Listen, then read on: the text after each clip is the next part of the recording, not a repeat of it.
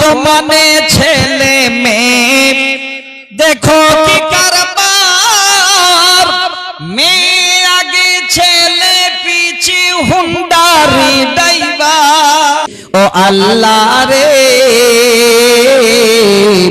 কোন জামানায় পাঠাইলা আমারে, জিন্সের প্যান্ট শার্ট পরে আপ রাস্তা হেঁটে যায়, ছেলে নামে তারে চেনা বড় দায়।